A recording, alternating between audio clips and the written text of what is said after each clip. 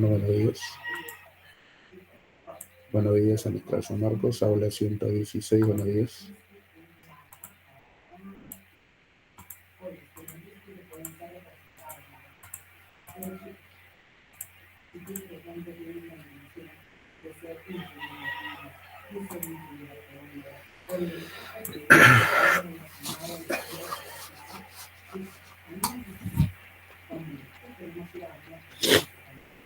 La clase anterior, vamos a recordar unas cositas. En la clase anterior desarrollamos recursos naturales, desarrollamos también desarrollo sostenible y áreas naturales protegidas. Los recursos naturales son todos aquellos elementos que nos brinda la naturaleza y que pueden ser utilizados por parte del hombre, del ser humano. Esos recursos naturales pueden clasificarse de acuerdo a su capacidad, a su disponibilidad en la naturaleza, de acuerdo a su origen. Por ejemplo, de acuerdo a su origen, los recursos pueden ser de origen vegetales, animales y minerales. Vegetales como por ejemplo la caoba, los vegetales como el ichu, vegetales como el algarrobo, en selva, sierra y costa respectivamente. Los recursos naturales también pueden ser de origen animal. En este caso podemos hablar de el paiche en la selva, la vicuña en la región sierra o el cocodrilo americano en la región costa, o pueden ser minerales como el fosfato en la costa, como el cobre en la región sierra, el gas natural en la selva. Los recursos también se pueden clasificar de acuerdo a su capacidad de regeneración en categorías, ¿no? Los recursos renovables fijos, como el agua, el aire, el clima, los recursos renovables variables, como la flora y la fauna, y también tenemos los recursos naturales de tipo alumnos inagotables, como la energía eólica, la energía mareomotriz, la energía undimotriz, la energía solar, fuentes alternativas de energía. Los recursos, según su regeneración, aparte de renovables, pueden ser semirrenovables, como el caso del suelo, y también pueden ser no renovables, de naturaleza metálica, como el cobre y el oro, de naturaleza no metálica, como el fosfato, como la sal, y naturaleza energética, como es el caso del gas natural y el petróleo. También, profesor, hemos desarrollado los artículos en los que se establece la protección de los recursos naturales en la Constitución Política del Perú. El artículo 6.6, los recursos son propiedad de la nación, del Estado, patrimonio de la nación, del Estado. Artículo número 6.7, el uso sostenible de los recursos naturales por parte del Estado. Artículo 6.8, la obligatoriedad de proteger la biodiversidad creando áreas de conservación, ANPs, y el artículo 6.9, la protección de la Amazonía, que se le debe dar como espacio ecológico y su uso sostenible para mantener la biodiversidad. Nosotros también desarrollamos algunos problemas con los recursos naturales, como cuáles, profesor. La depredación, que es la destrucción del recurso natural, número uno. Otro problema que tenemos nosotros es la pérdida de las cobertura vegetal en una superficie boscosa, que es la deforestación. Otro problema es la pérdida de la capacidad productiva del suelo para la agricultura, la ganadería, para la actividad forestal, que se llama la desertificación de los suelos, pérdida de la capacidad productiva del suelo. También tenemos la concentración de minerales de sal en exceso en la tierra, que es la salinización, y el proceso de alteración nociva del medio natural, que es la contaminación. La contaminación del agua, la contaminación del aire y la contaminación del suelo, respectivamente, ¿no? Contaminación hídrica, contaminación atmosférica y contaminación edáfica. Dijimos nosotros también de que hay un desarrollo que satisface las necesidades del presente sin comprometer las necesidades del futuro, que se le conoce con el nombre del desarrollo sostenible, el desarrollo sostenible.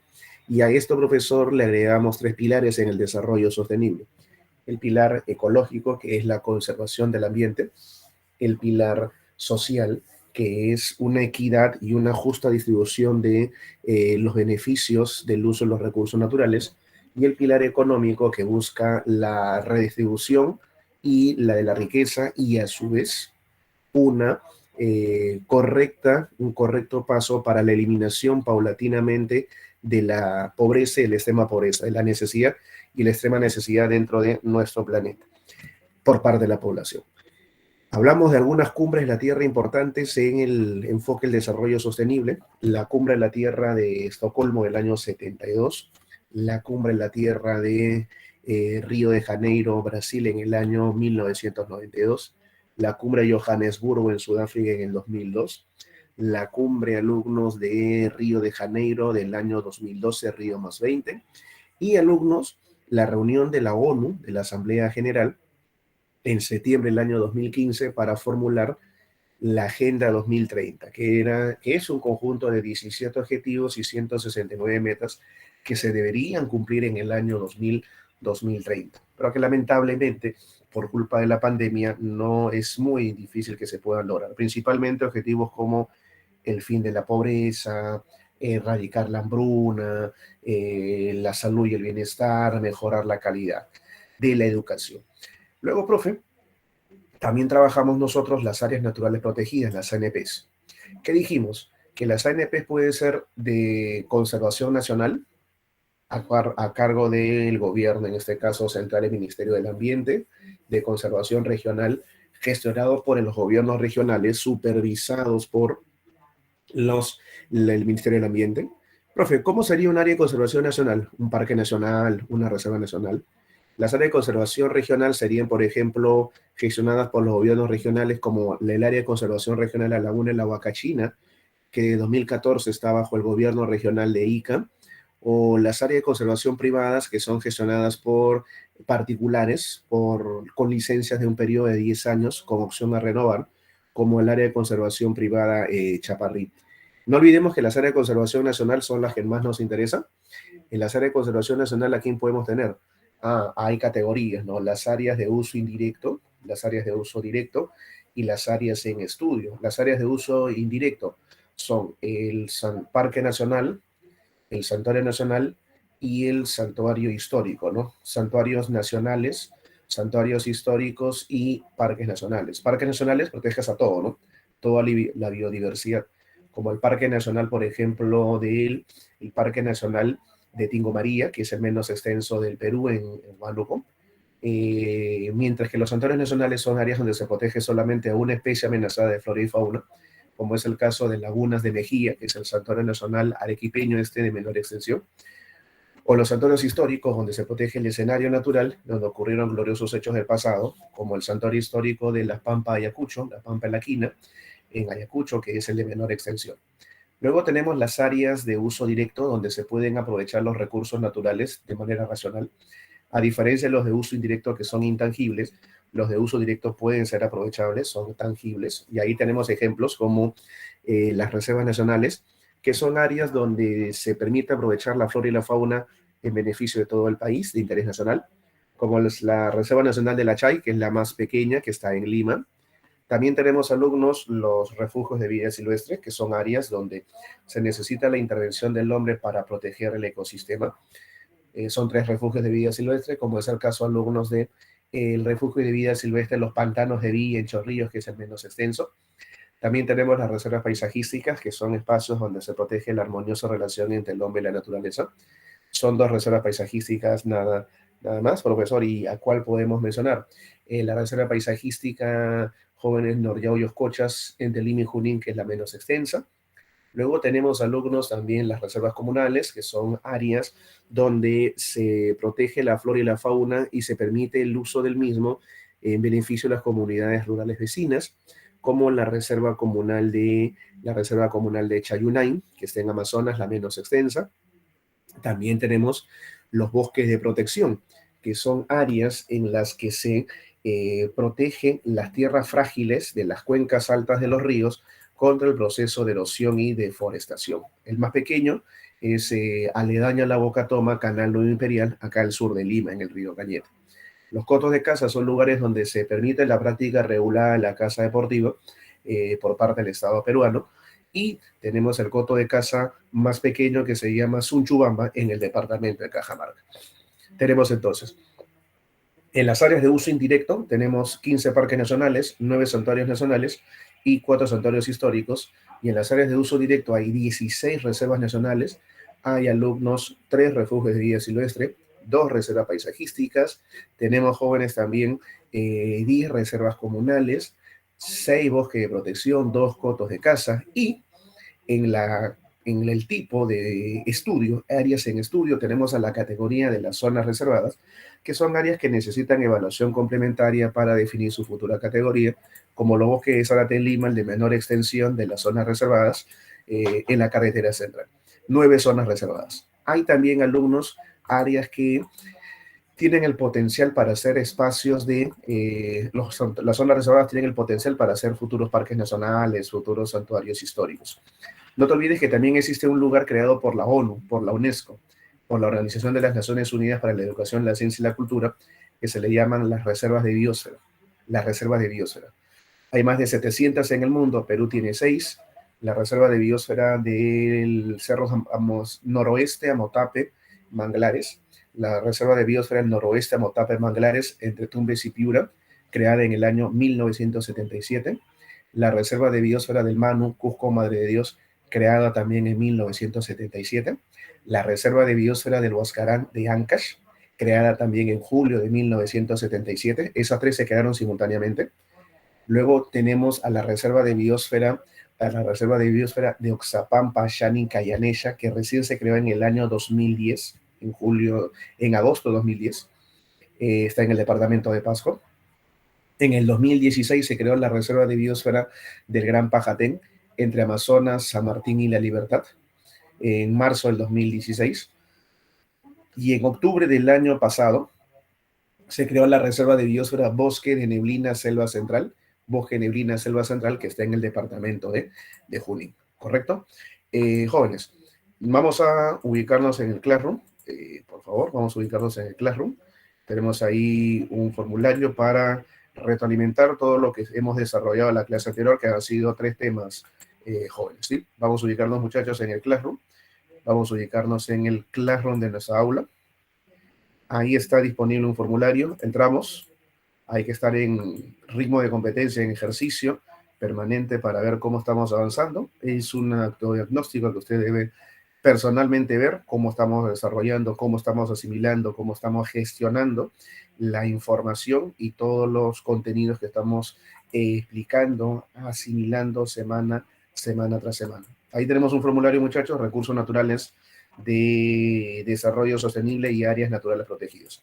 A 8:34 lo cerramos, 10 minutos, para medir no solamente la experticia del alumno, sino también para medir la velocidad con la que gestiona una pregunta, ¿correcto?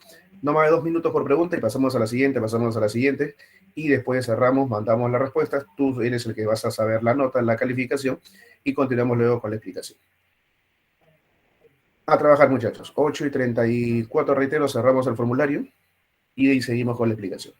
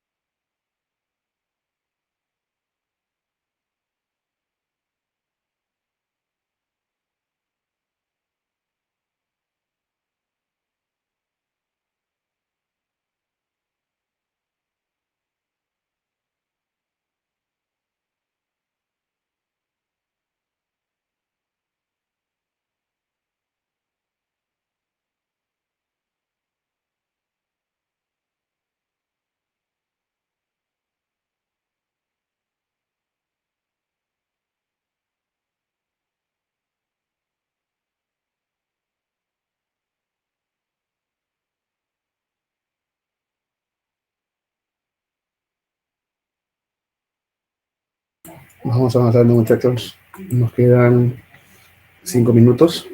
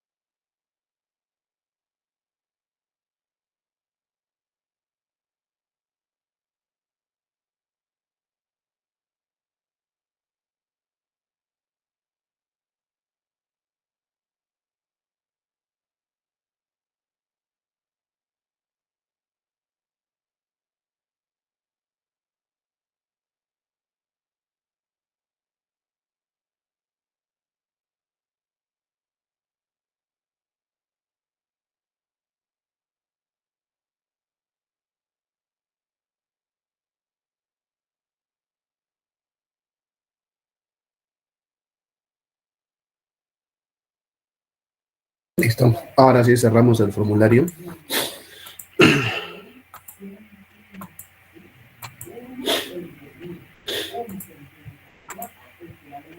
Cerramos el formulario.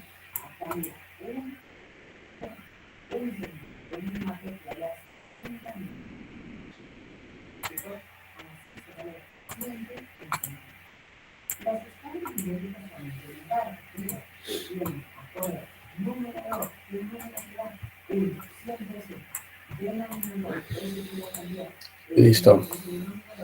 Acá tenemos formulario, recursos naturales, manejo, desarrollo sostenible, áreas naturales protegidas. Dice, según su capacidad de regeneración, son recursos renovables fijos, excepto el agua es fijo, el clima es fijo, el aire es fijo, pero la flora es variable. Respuesta entonces, flora. Flora y fauna son variables porque pueden extinguirse. Dice, es la pérdida de la capacidad productiva del suelo que sustenta las diversas actividades humanas. Pérdida de la capacidad productiva del suelo que sustenta las diversas actividades humanas. Eso, profesor, es pérdida de la capacidad productiva del suelo, la desertificación. ¿Qué podemos hacer, alumnos, para evitar el proceso de desertificación, que se pierdan los nutrientes? Reforestando las laderas de las zonas que han sido taladas, las laderas de las regiones montañosas que han sido taladas.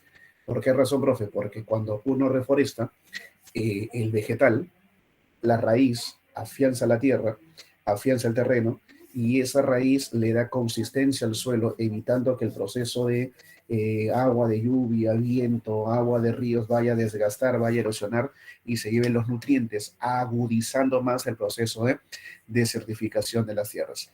Es entonces una manera de poder controlar el proceso erosivo dentro de un terreno, el permitir la acumulación, el permitir la reforestación de las laderas de bosques depredados, de bosques deforestados, para que la raíz del vegetal le dé consistencia al terreno, le dé consistencia, estabilidad a los minerales, a los nutrientes, y evitemos la deforestación.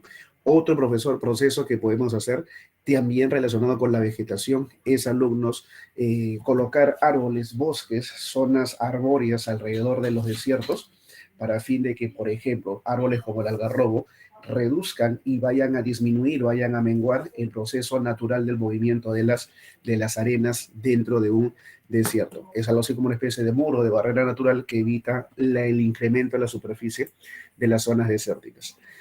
La siguiente pregunta dice, ¿no es un pilar para alcanzar el desarrollo sostenible? El desarrollo sostenible se basa en tres parámetros: en la conservación de la naturaleza, que es el pilar ecológico o ambiental; la equidad, la justicia social, que es el pilar justamente social; y el pilar, alumnos, económico, que es la distribución de la riqueza generada por el uso de los recursos naturales y, por supuesto, la eliminación de la pobreza y la extrema pobreza.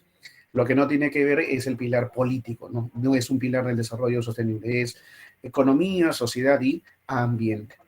La siguiente pregunta dice, considerado como el santuario nacional de menor extensión, el santuario nacional más grande se llama Megantoni, está en el Cusco, y el santuario nacional más pequeño se llama Las Lagunas de Mejía, que se localiza en el departamento de Arequipa. Y luego nos hablan de áreas que protegen las tierras frágiles contra el proceso de erosión y deforestación. Erosión y deforestación. Ahí tenemos, alumnos, a los bosques de protección. Tierras frágiles contra el proceso de erosión y deforestación. Ahí justamente está, me parece que he visto una pregunta por acá de Ernesto Sotomayor, profe, ¿qué actividades se podrían realizar para solucionar la erosión del suelo? Ahí está justamente conservación de los suelos a través de la presencia de bosques. Los bosques son grandes espacios que evitan el proceso de degradación mecánica, el desgaste, la erosión de los suelos. Para muestra, un botón. No sé si usted habrá visto, Ernesto Sotomayor, acá en la Costa Verde hay un gran proceso. Vamos dejando compartir, vamos a ir ahora a la PPT. En la Costa Verde, los acantilados, en la Costa Verde, en el circuito de playas, siempre han habido accidentes porque se van desprendiendo rocas, va habiendo un proceso erosivo en esos perfiles del acantilado.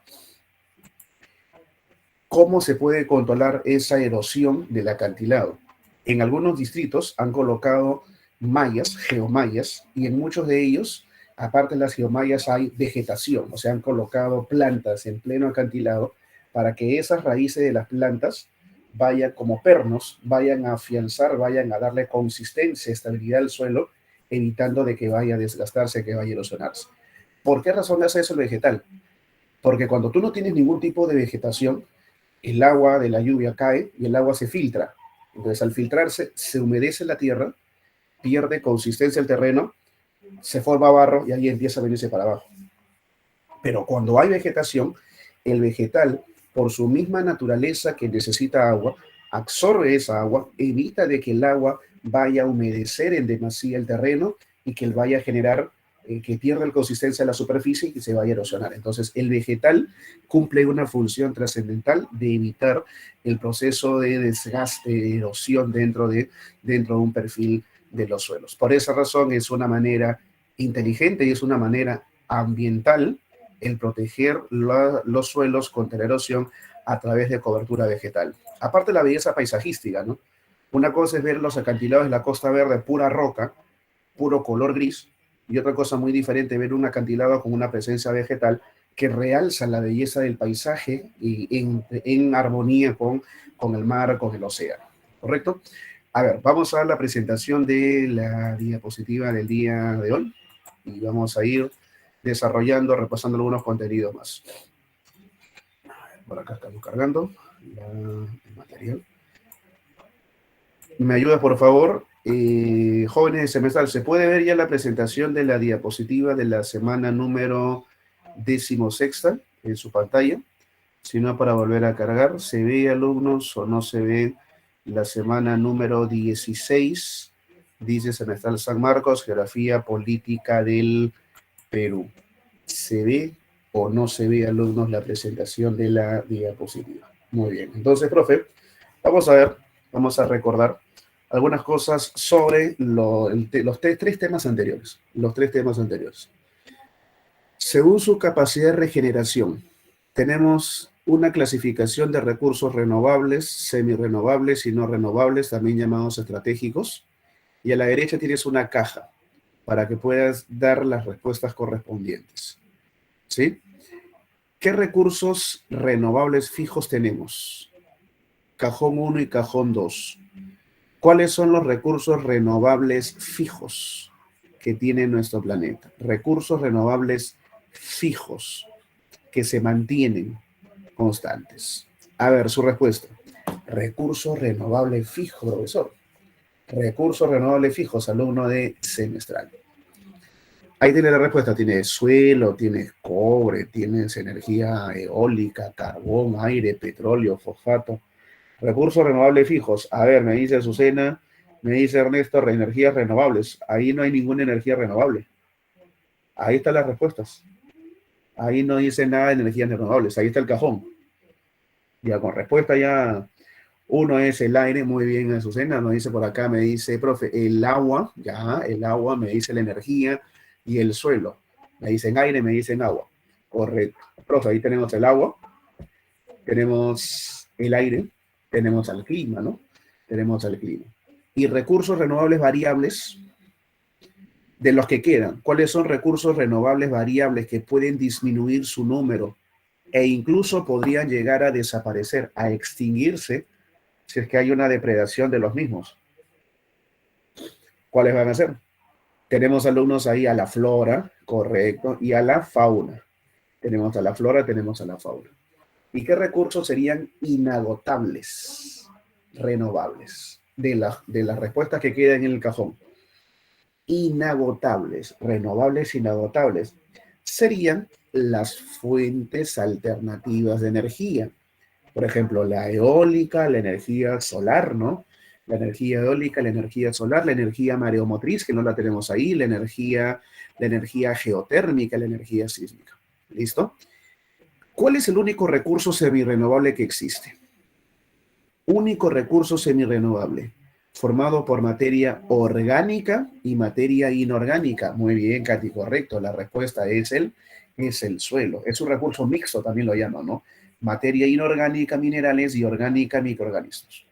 Y luego tenemos los no renovables, los estratégicos, pero acá clasificados en metálicos, no metálicos y energéticos. Profe, ¿cuáles serían? Metálicos, podría ser el oro, y podría ser el cobre, ¿no? Siendo este último, el cobre, el principal metal del Perú, ¿no? El metal más importante de nuestro país, por las divisas. El no metálico, profesor, un fertilizante muy poderoso del suelo, que son los fosfatos, que se sacan en las depresiones como Bayobar, y también la roca caliza, ¿no? Que permite elaborar el cemento. Y los energéticos, profesor, serían el oro negro, el petróleo, y responsable de la segunda revolución industrial, que es el carbón. Podríamos agregarle también ahí el gas natural. Esos son los recursos según su capacidad de regeneración. Pregunta, ¿son recursos no renovables o agotables excepto? ¿Qué alternativa sería la respuesta a la excepción al enunciado número 1? Son recursos no renovables o agotables excepto. O sea, ¿cuál es, alumnos, un recurso que no sea del tipo no renovable? Muy bien, la C, el agua, el aire y el suelo. El agua, el aire y el suelo, correcto, porque el agua y el aire son renovables fijos y el suelo es semi-renovable. Pregunta 2, muchachos, pregunta 2. La Conferencia de las Naciones Unidas sobre el Medio Ambiente y el Desarrollo Sostenible, la cumbre de la Tierra más grande, alumnos del siglo XX, se desarrolló en Río de Janeiro, Brasil, en el año 92. Y ahí salen los 3 pilares del desarrollo sostenible. Clave, muchachos, la clave la. Pregunta 3. ¿Los recursos minerales pertenecen a los de tipo y son considerados? ¿Cuál sería la respuesta, alumnos? ¿La A, la B, la C o la D? Los recursos minerales como el oro, la plata, el cobre son no renovables. No renovables. Y también se les considera estratégicos para el desarrollo industrial. Correcto. Número 4. ¿Qué el artículo de la Constitución Política del Perú promueve el uso sostenible de los recursos naturales? ¿Qué artículo promueve el uso sostenible de los recursos naturales? El artículo que promueve el uso sostenible. Me parece que ahí estoy viendo, me han respondido el artículo que habla que los recursos son del Estado, es el 66. Pero el artículo que habla del uso sostenible de esos recursos que son del Estado es el artículo número 67, ¿correcto? El artículo número 67. El 68 es de las ANPs y el 69 es de la Amazonía. Ahora, según su renovación, según su capacidad de renovación, los recursos podían ser, profesor, los recursos renovables y los recursos no renovables.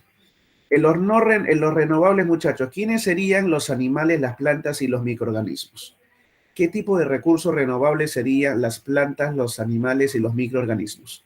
Bióticos, excelente, los bióticos. El agua, la energía solar y el suelo serían recursos abióticos, ¿de acuerdo? Abióticos. Y en los no renovables, alumnos, el oro, la plata y el zinc, ¿qué serían? Recursos minerales, excelente. Mientras que fósil, petróleo, mineral, carbón serían recursos de energía, no recursos energéticos. Esto, muchachos, ahora lo vamos a completar con el desarrollo sostenible. Profe, una línea de tiempo, ¿no? Sí, en el año 87, profesor, en el año 87, profe, se da el informe de Gro Harlem Brundtland, el informe Brundtland, muy bien.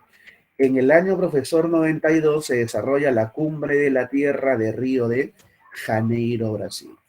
Y en el año 2015, alumnos, se establece la famosa, la conocida Asamblea General de la ONU en la Agenda 2030. El informe Brundtland, alumno, habla de nuestro futuro común, del concepto del desarrollo sostenible, ¿sí? El desarrollo sostenible, la Cumbre de la Tierra de Río de Janeiro en Brasil. Profe, ¿qué es el desarrollo sostenible? El desarrollo que satisface las necesidades del presente sin comprometer las necesidades de las futuras generaciones. En la Cumbre de la Tierra de Río de Janeiro en Brasil se firma, alumnos, se firma la Agenda 21, que es era un conjunto de 27 objetivos a cumplir en el presente siglo XXI y que obviamente ya ha sido mejorado, ha sido actualizado.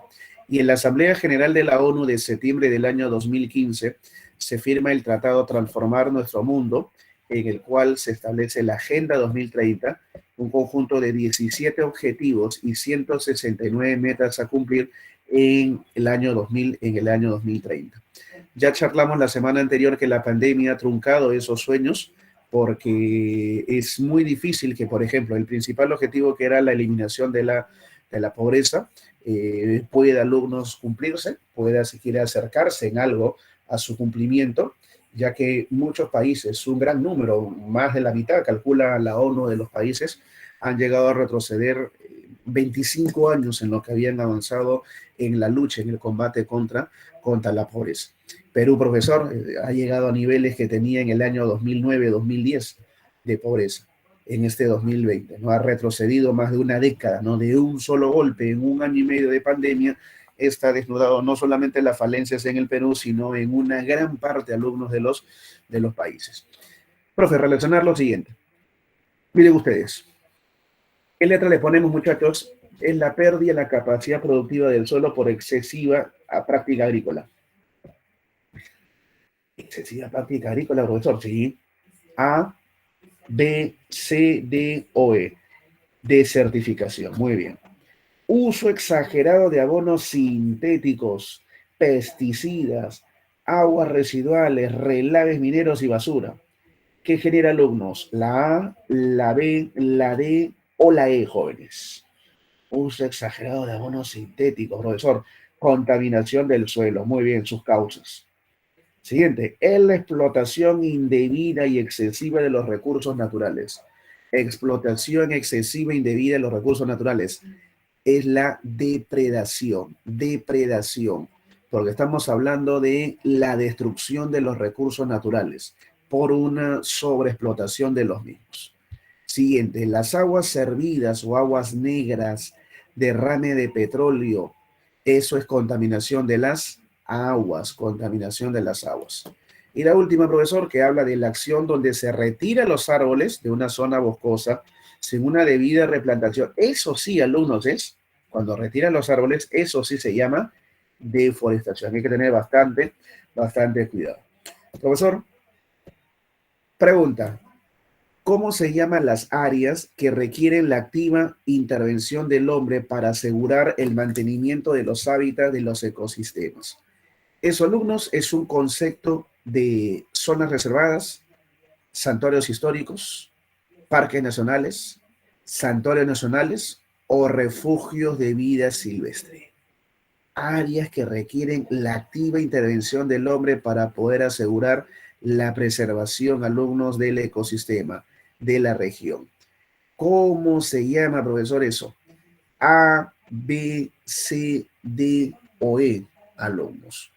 Áreas que requieren la activa intervención del hombre para garantizar el mantenimiento y recuperación de los ecosistemas, de los hábitats. Eso, alumnos, ahí está pantanos de vía, ahí está, alumnos, también la Quipampa, se le llaman los refugios de vida silvestre. 2. La Reserva de Biosfera del Noroeste Amotape Manglares abarca el área de qué parque nacional. Ese parque nacional, alumnos, es el único que está en la costa. Está entre los departamentos de Tumbes y de Piura. Tumbes y de Piura. Respuesta, jóvenes. Alto Purús, Cordillera Azul, Cerros de Amotape, Baguaja, Sonene o Yanachaga, Chevillén. ¿Cuál de todos ellos es esta reserva de biosfera? Alumnos, reserva de biosfera. Profe, Cerros de Amotape. Pregunta 3. Relación incorrecta sobre reservas nacionales y su respectiva ubicación. ¿Cuál de esas relaciones es la incorrectamente ubicada? Salinas Yaguada Blanca, Arequipa, Moquegua, Alpaguayo, Michana, Loreto, Calipuy en Ancash, Pampa Galeras en Ayacucho o Tamboparte en Madre de Dios. Profe, Calipuy está en La Libertad, zona de protección de guanacos, el segundo quenido de mejor calidad en su pelaje. No está en Ancash. Alternativa C. Pregunta 3. Pregunta 4. El angolo y Sunchubamba son cotos de caza. ¿En qué departamento, alumnos, se encuentran ambos cotos de caza de El Angolo y Sunchubamba. El Angolo y Sunchubamba. El Angolo está en Piura, correcto, muy bien, Katy, muy bien, Azucena. El Angolo está en Piura y Sunchubamba se localiza en Cajamarca. El Angolo es el más antiguo del 75 y Sunchubamba es el más moderno de 1977. Luego dice, otro de concepto, áreas destinadas a la conservación de la flora y la fauna silvestre en beneficio de las comunidades rurales vecinas, en beneficio de las comunidades rurales vecinas. Si es beneficio de las comunidades rurales vecinas, eso sería, alumnos, las reservas comunales, correcto, las reservas comunales. ¿Cuándo sería una reserva nacional? En beneficio de todo el país, en beneficio de toda la nación. Clave entonces la de 6. Es una pregunta básica, alumno, esa que tiene que manejarlo. La primera área natural protegida en el Perú del año de 1961 es el Parque Nacional de Cutervo, correcto. Muy bien, Miriam, es el Parque Nacional Cajamarquino de Cutervo. Parque Nacional de Cutervo. Número 7. Los pantanos de Villa, Laquipampa y los bosques nublados de Udima son áreas protegidas por el Estado que tienen la categoría de pantanos de Villa, Laquipampa, son refugios de vida silvestre. Muy bien, Grisel, son los refugios de vida silvestre. Son los 3 refugios de vida silvestre que tenemos. Número 8. Indique la relación incorrecta entre los parques nacionales y su localización. ¿Cuál de ellas está mal? Ah, muy bien, Katy, excelente. Tingo María no está en Pasco, correcto. Tingo María está en Huánuco. Tingo María es el parque nacional más pequeño y está en Huánuco. Porque los demás, Río Viceva está en San Martín, Cerro Motapa está en Tepiritumbes, Otichi está entre Cusco y Junín y Cutervo está en Cajamarca. Ahí no hay dudas. Profe, la 9. Indique la relación incorrecta entre los siguientes santuarios nacionales y su respectiva localización. A ver, profe. Incorrecta, ¿no? Sí. Lagunas de Mejía está en Arequipa, sí. Apurímac tiene Ampay, sí. Guayay tiene Guayay está en Pasco, sí. Tabaconas Nambaye está en Piura, no. Tabaconas Nambaye, que protege el páramo, está en Cajamarca. Y Megantoni está en el Cusco, correcto. Y la número 10. Justo, eso lo hemos tenido en el formulario. Áreas que protegen las tierras frágiles contra la erosión y la deforestación. Claro, eso se llaman los bosques de protección. Los bosques de protección. Miren ustedes, ¿eh? La primera área natural protegida creada en nuestro país en 1961 y que protege a la cueva de San Andrés y al pez bagre de las cavernas se llama el Parque Nacional de Cutervo, Cajamarca. Santuario Nacional que protege la ecorregión del páramo, acabamos de mencionarlo, está en Cajamarca, se llama Tabaconas, Nambaye. Y luego Santuario Histórico que protege el escenario de la batalla de Junín. A ver, eso es algo de historia también, ¿eh? ¿Cómo se llama esa pampa donde se desarrolla, si no me acuerdo, si mal no recuerdo, el 6 de agosto de 1824, la batalla de Junín? La batalla de Junín. 6 de agosto de 1824. Se llama Chacamarca. Chacamarca, correcto. Muy bien, miren, muy bien, Katy. Chacamarca, que es el santuario histórico más antiguo, ¿no? El primer santuario histórico creado en el Perú, el de Chacamarca. Miren acá, yo voy a orientarlos. Cuando a mí me dicen ubicar, relacionar, Lagunas de Mejía es el santuario nacional de menor extensión, ¿sí? Alto Purús, profesor, el parque nacional de mayor extensión. Pampa Ayacucho, profesor, es el santuario histórico de menor extensión. Profe, Megantoni, santuario nacional. Megantoni es el santuario nacional más grande, más extenso.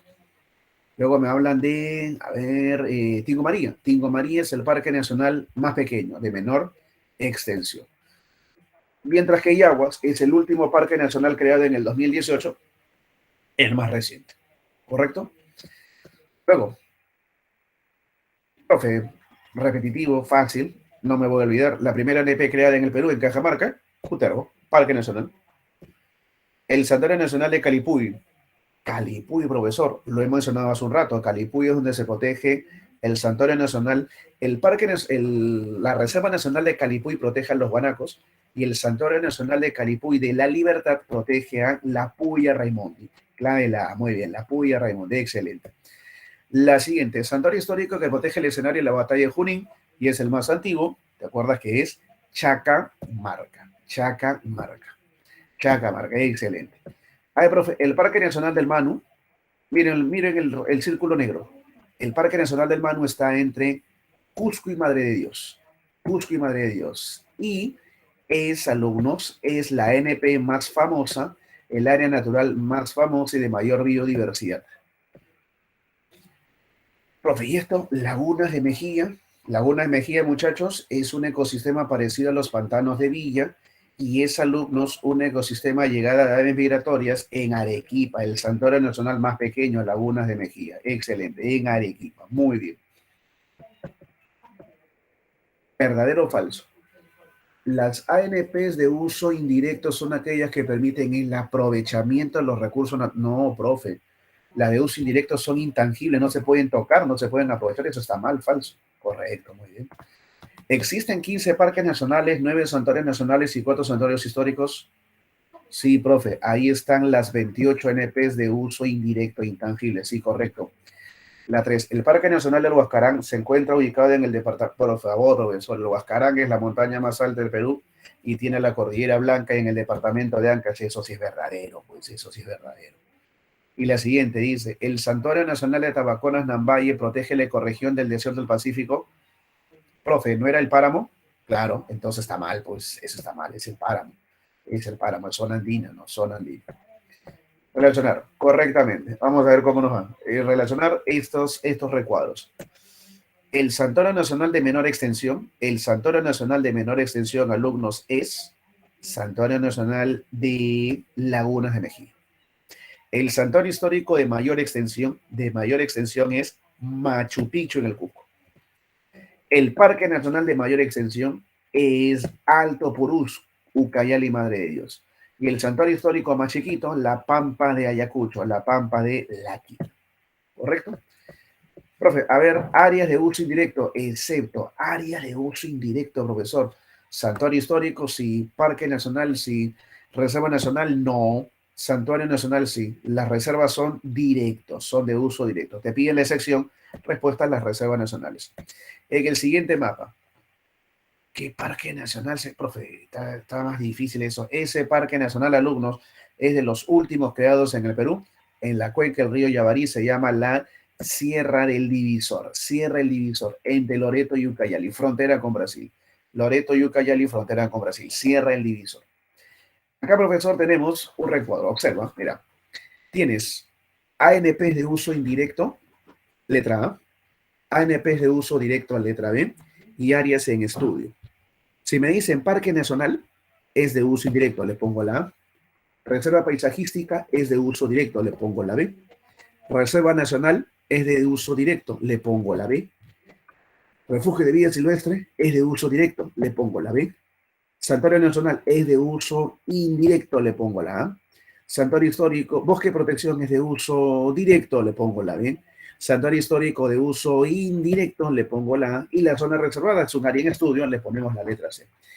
En el Parque Nacional, el primer parque nacional creado, Cútaro. El parque nacional más extenso, Alto Purús. El parque nacional del Manu, Cusco, Madre de Dios. Siguientes tres. Santuario nacional de mayor extensión, Megantón y Cusco. Santuario nacional que protege las Puyas Raimondi, Calipuy y La Libertad.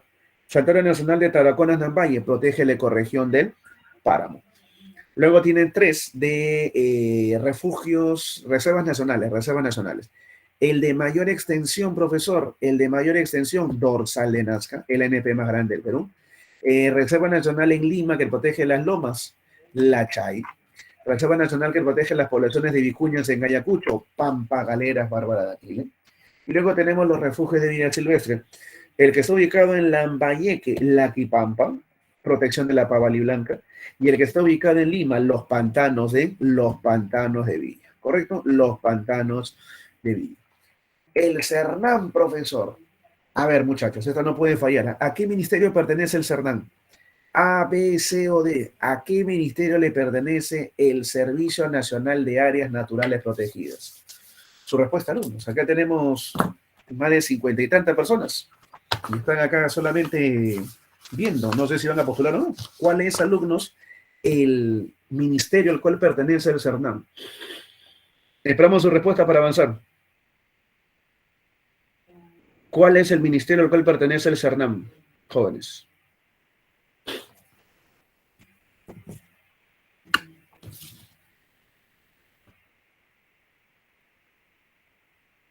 Vamos a esperar la respuesta de los señores.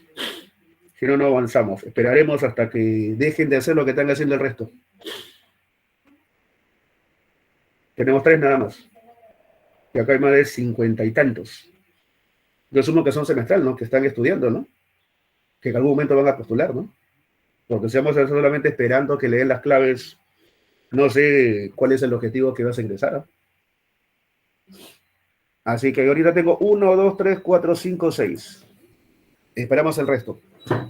Ya que no respondas eso, hermano, ya tienes que reevaluar tus objetivos. ¿Cuáles son, alumnos? ¿Cuál es el ministerio al cual pertenece el CERNAM? El CERNAM. Vamos a seguir esperando, jóvenes, hasta que el resto sepa que está en la academia, ¿no? Ahí tenemos, está Valentina, está Azucena, está Pierina, José, Ernesto, Jorge, está Leslie, Henry, Daily, está Grisel, Gemina, Diana, Jefferson, María Eugenia.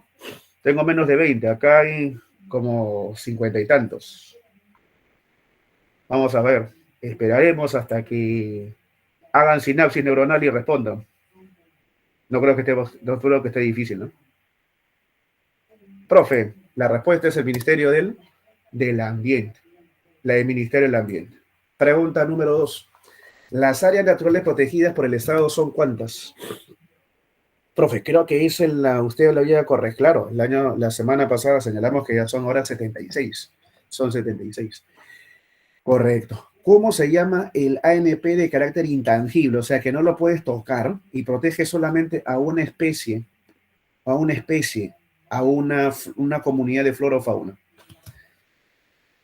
Profe, yo estoy entre la A y la B. Ya, pero solamente protege una especie. Santuario Nacional, la A. Profe, ¿por qué no puede ser la D? Porque el parque protege a todos, pues, protege a todos los ecosistemas, a muchas especies. El santuario es aún amenazada. Y la C y la D no tienen nada que ver, ¿no? Porque la C y la D son tangibles, no son de uso directo. La 4, las costumbres, la religión y el idioma son parte del patrimonio cultural, correcto. La 5, santuario histórico de mayor extensión. Profe, es maravilla del mundo moderno, profesor del 2007, cusqueño Machu Picchu, pues es imposible que me equivoque, ¿no? Y la 6, la reserva, no, profe, está más tranca, es lectura, ¿no? La reserva comunal más grande se encuentra entre Ucayali, Huánuco y Pasco y se llama El Sira, o sea, la letra B, ¿correcto? El artículo número, el Estado está obligado a proteger la conservación de la biodiversidad creando NPs. El artículo 68. La siguiente, es el parque nacional que protege la cordillera tropical más alta del mundo. Profe, ¿la cordillera tropical más alta del mundo no es la Blanca? Sí. ¿No está en Ancash? Sí. Entonces es el Parque Nacional del Huascarán, correcto. Y la sexta de reserva de biosfera creada en el Perú en el año 2020 está en Junín, se llama el Bosque de Neblina, Selva Central. Clave la B, jóvenes. Clave la B. Miren, muchachos, contexto del Perú. Tema alumnos presente, contexto del Perú. Vamos a aplicar la geografía política en nuestro país. Ubiquemos. Principio de localización de Federico Raxel. Ecuador. Fácil, profe. Perú está debajo del Ecuador. Hemisferio sur. Hemisferio austral. Hemisferio meridional. Hemisferio antártico. Hemisferio marítimo. Claro, profe, porque el Ecuador forma en el planeta Tierra dos mitades, norte y sur. Norte, boreal, septentrional, ártico, continental, sur, Perú, austral, meridional, antártico o marítimo. Perú es un país del sur, Perú es un país austral, meridional, antártico, marítimo. Greenwich parte la Tierra en otras dos mitades. La derecha es el este y la izquierda es el oeste. Al este lo llamas oriente, levante solar, y al oeste lo llamas occidente, poniente solar. ¿Dónde está Perú, profesor? Al oeste, al occidente, en el poniente solar. O sea, si hacemos una combinatoria, Salón, mundialmente hablando, Perú está en el cuadrante inferior izquierdo. Inferior izquierdo, profesor. Inferior izquierdo. Debajo del Ecuador y hacia la izquierda del meridiano de Greenwich, en la parte sur-oeste, sur-occidental. ¿Correcto? Sur-oeste, sur-occidental. Ah, su profe, si eso fuera un plano cartesiano sería el tercer cuadrante, ¿no? El tercer cuadrante, parte inferior izquierda. Listo, ya está. Ubicación del Perú. Contexto continental. Estamos en una zona estratégica, alumnos, en América del Sur. Casi en el medio, en la parte central y occidental de América del Sur. Por eso que Lima es una ciudad que tiene equidistancia con diversos rincones de las principales ciudades de América del Sur. Por ello de que la Organización de la Aviación Civil Internacional, cuya sigla significa la OACI, que es el organismo de la ONU que se encarga de regular la aviación comercial en el mundo, ha establecido su oficina regional acá en el Jorge Chávez.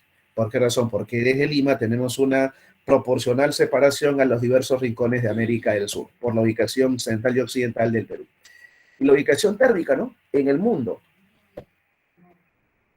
Entre los trópicos de Cáncer y Capricornio, radiación, energía perpendicular, clima tropical, tórrido, caluroso. Entre los trópicos y los círculos polares, clima templado porque la energía solar llega de manera oblicua, y entre los círculos polares y los polos la energía solar es tangencial y ahí entonces el clima es polar. Profe, Perú es tropical, pues Perú es un lugar donde la energía solar llega de manera perpendicular, llega a alumnos de manera vertical, es máxima la temperatura, clima tropical, tórrido, caluroso. Climatología, alumnos, a ver, me respondes en el chat. ¿Cuál es el departamento del Perú donde la energía solar llega más perpendicular? ¿Qué departamento del Perú llega más perpendicular la energía? Más perpendicular la energía, claro.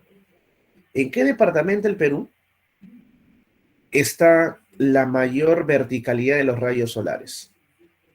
Ya, tiene que ser el departamento que está más cerca al Ecuador, ¿cierto? Pregunta Ernesto, voy a Grisel, pero ¿Tumbes están seguros que es el departamento que está más cerca al Ecuador? ¿Seguros? Cuando ves el mapa del Perú, hay una parte de nuestro Perú donde está la selva que va más arriba todavía. Es un triángulo que va hacia arriba. Ahora sí, muy bien, correcto, Katy, muy bien, Azucena, Gemina, Leslie, es Loreto. Loreto está más cerca al Ecuador, tiene más perpendicularidad. ¿Y cuál es el departamento donde la energía solar es menos perpendicular en el Perú? Ah, listo, ya está, muy bien, Azucena, Tacna, porque está más lejos más lejos del Ecuador. O sea, ahí estamos repasando, muchachos. Muy bien, Ernesto, Katy, Leslie, Azucena. Estamos hablando de climatología. Posición geográfica, profe. A ver, el Perú presenta las siguientes características. Perú es un país marítimo. Bueno, no hay mucho que explicar, ¿no? Perú tiene acceso al Océano Pacífico, es un país marítimo. Los países que no tienen acceso a un océano se le llaman mediterráneos, como Bolivia, como Paraguay, mediterráneos. Perú es un país oceánico marítimo.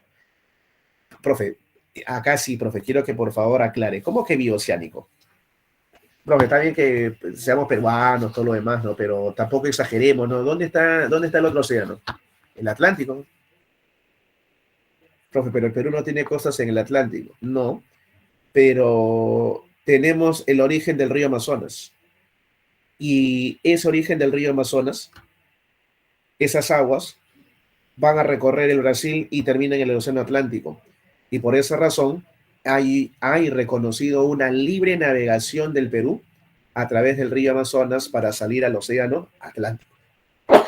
Entonces, la bioceanidad que tiene nuestro país es gracias justamente a la navegación del río Amazonas. Y salimos hacia el Atlántico, hacia el Brasil, país bioceánico. Unioceánico directamente con costas al Pacífico y bioceánico indirectamente al Atlántico por el río Amazonas. Andino, ¿no? Perú es el país tropical con la mayor presencia de glaciares en el mundo debido a la cordillera de los Andes, una cordillera que atraviesa de norte a sur nuestro país y que la compartimos con 6 países más. Son 7 en total, ¿no? Venezuela, Colombia, Ecuador, Perú, Bolivia, Chile y Argentina. País andino o encabalgado.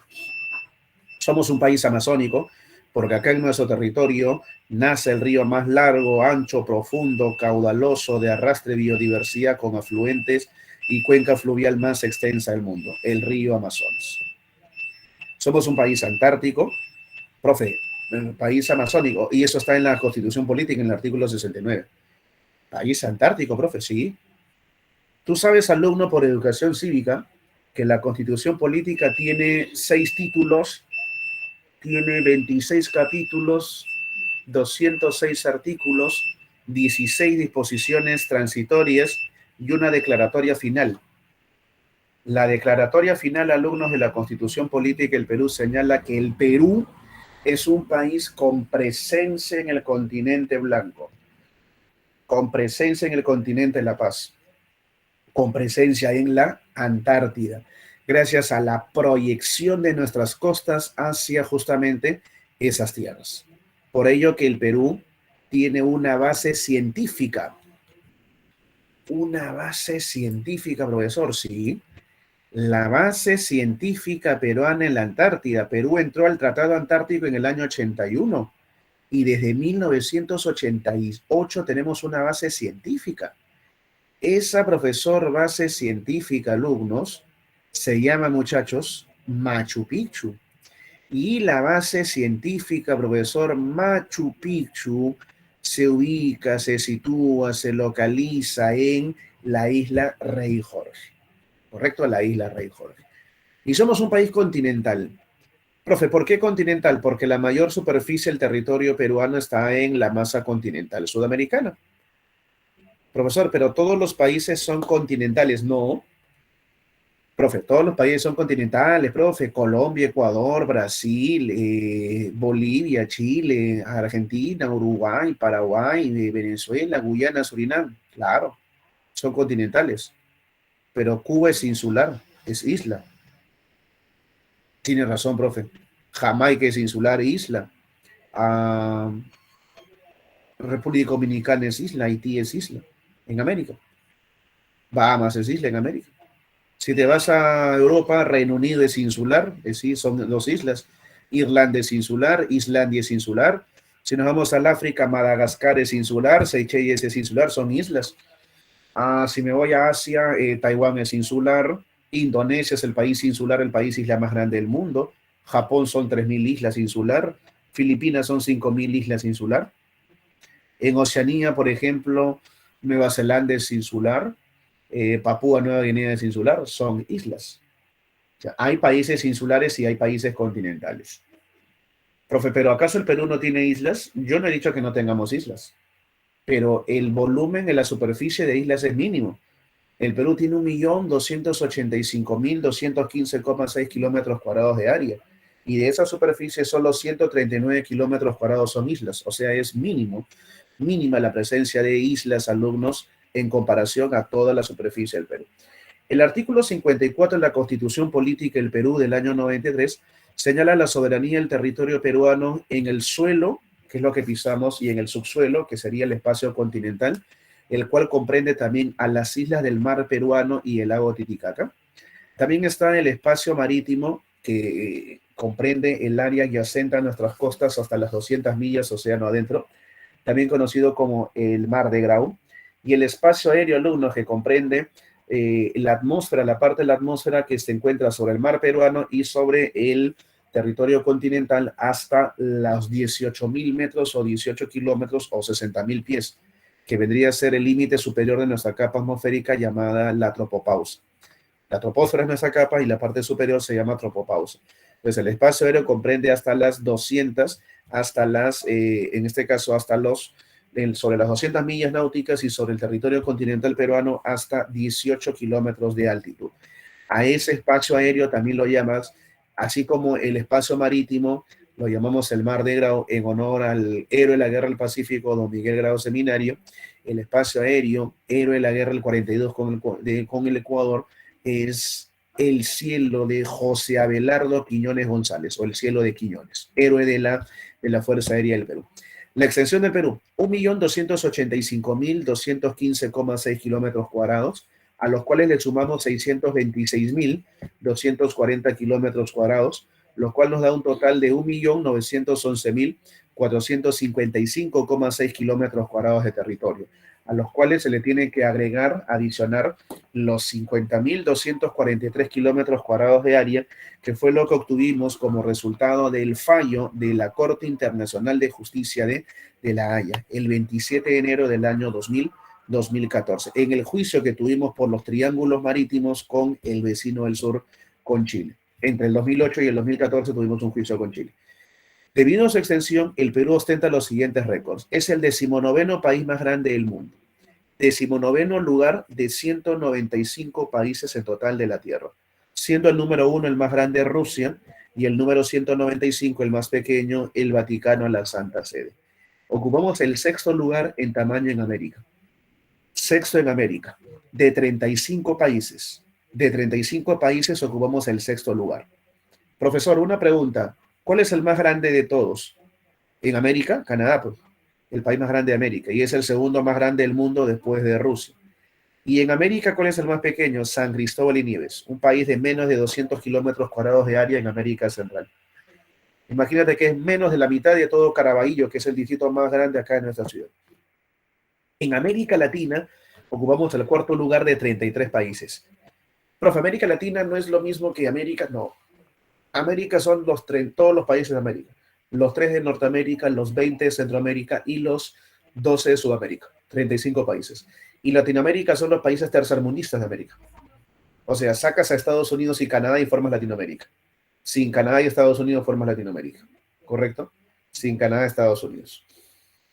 Profe, ¿y más o menos cuánto es de los 33 países de América Latina? El más grande es Brasil, el más pequeño San Cristóbal, Alumnos y Nieves, y el Perú ocupa el 4º lugar. O sea, en América somos el 6º. Primero Canadá, segundo Estados Unidos, tercero Brasil, cuarto Argentina, quinto México y sexto Perú. Y en América Latina somos cuartos. Primero Brasil, porque Canadá y Estados Unidos están excluidos. Primero Brasil en América Latina, segundo Argentina, tercero México y cuarto Perú. Y en América del Sur son 12 países. De los 12 países, tercer puesto. ¿Cuáles son los órdenes? 1 Brasil, 2 Argentina, 3 Perú, cuarto Colombia, quinto Bolivia, sexto Venezuela, séptimo Chile, octavo Paraguay, noveno Ecuador, décimo Uruguay, décimo primero Guyana y décimo segundo Surinam. ¿Correcto? Ahí están, los 12 países. El tercer lugar en América del Sur, el cuarto lugar en América Latina, el sexto lugar en América y el 19º lugar a nivel mundial. Pero es un país extenso y tiene puntos extremos. ¿Qué son los puntos extremos? Los lugares más alejados del territorio, tomando como referencia a los 4 puntos cardinales. O sea, más al norte, más al sur, más al este, más al oeste. Vamos a recordar acá. Más al norte, el talhue del río Putumayo. Talhue del río Putumayo. La parte más profunda del cauce del río Putumayo está a 0 grados 1 minuto 48 segundos de latitud sur en el departamento de Loreto, en la provincia de Putumayo, en el distrito del Teniente Manuel Clavero, en la frontera con Colombia, el lugar de menor latitud. El de mayor latitud, el de mayor distancia al Ecuador, a 18 grados, 21 minutos con 08 segundos de latitud sur, a más de 3.000 kilómetros del Ecuador, tenemos al punto de la Concordia, departamento de Tacna, provincia de Tacna, distrito de La Yará, Los Palos, en la frontera con Chile. El lugar más oriental, el de menor longitud, el más cercano a Greenwich. La confluencia de los ríos Gidi y Madre de Dios, unión de los ríos Gidi y Madre de Dios, a 68 grados, 39 minutos, 27 segundos de longitud occidental, en el departamento de Madre de Dios, en la provincia de Tambopata, en el distrito de Tambopata, en la frontera con Bolivia. Y el lugar de mayor longitud, el de mayor distancia a Greenwich, el que está más al oeste, se llama, alumnos, la Punta Balcones, a 81 grados, 19 minutos con 34,5 segundos de longitud oeste. Ese lugar, alumnos, de la Punta Balcones está en el departamento de Piura, en la provincia de Talara, en el distrito de La Yarada Los Palos, en las orillas del mar peruano. Más al norte Loreto, más al sur Tacna, más al este Madre de Dios, más al oeste es Piura. Ahí tenemos, miren, más al norte, el Talhue del río Putumayo, 0 grados, 1 minuto 48 segundos de latitud sur. Talhue del río Putumayo, la parte más profunda del cauce del río, en el departamento de Loreto, en la última provincia creada en el Perú, que se llama, alumnos, la provincia de Putumayo, en el distrito del Teniente Manuel Clavero, en la frontera internacional que el Perú comparte con los colombianos. Frontera Perú-Colombia, el lugar que está más al norte de nuestro país. El Talhue del río Putumayo, cerca a la localidad de Huepí, más boreal, más septentrional, el lugar de menor latitud en el Perú. El más austral, el Punta de la Concordia en Tacna, 18 grados, 21 minutos, 08 segundos de latitud sur. Y este lugar, alumnos, que es el más sureño, está a orillas del mar peruano, a orillas de la zona limítrofe marítima, al mar chileno, en este caso es el mar chileno. Este lugar, profesor, el más sureño, austral meridional, está a mayor distancia al Ecuador, a mayor latitud. A mayor distancia al Ecuador, a mayor latitud. Ahora, tenemos el punto más oriental, el espacio que está, alumnos, en la frontera con Bolivia, a 68 grados, 19 minutos, con 27 segundos de longitud este, alumnos, que se llama la confluencia, alumnos, de los ríos Jit y Madre de Dios. El departamento es Madre de Dios, la provincia es Tambopata, el distrito es Tambopata, en la frontera, reitero, internacional entre Perú y los bolivianos. Siempre hay una equivocación acá. El alumno piensa que el punto más oriental del Perú es frontera con los brasileños, y eso no es correcto, es frontera con Bolivia. Y el punto más occidental, profesor, a 81 grados, 19 minutos con 34,5 segundos, es, alumnos, la punta Balcones, cerca del pueblo de Negritos, en el distrito de La Brea, la provincia de Talara, en el departamento de Piura, a orillas del mar peruano. Este último punto preguntó San Marcos en el 2008, 2009, ¿no? Preguntó, ¿cuál es el meridiano que está más cerca al punto más occidental del Perú? Y le colocaron varias alternativas, y la respuesta era 81 grados al oeste. El perímetro a partir de nuestras fronteras y nuestro límite con el mar peruano. Tenemos, alumnos, la frontera más larga con Brasil, 2.822 kilómetros de frontera compartida entre Perú y Brasil, gracias a 3 departamentos. Loreto, Cayali y Madre de Dios, los 3 más grandes, 2.822 kilómetros. Con Ecuador tenemos 5 departamentos frontera: Tumbes, Piura, Cajamarca, Amazonas y Loreto, a lo largo de 1.529 kilómetros de longitud fronteriza. 1.529 kilómetros. Luego, alumnos, tenemos con Colombia solamente un departamento, Loreto, con sus 1.506 kilómetros de frontera compartida. Luego vienen los 3 departamentos con Bolivia, que son Madre de Dios, Puno y Tacna. Y ahí, profesor, tendremos 1.047 kilómetros de frontera compartida. Y hacia el sur solamente está, alumnos, el heroico Tacna, en los 169 kilómetros de frontera compartida con el vecino del sur, con los chilenos. No se olvide, con los chilenos.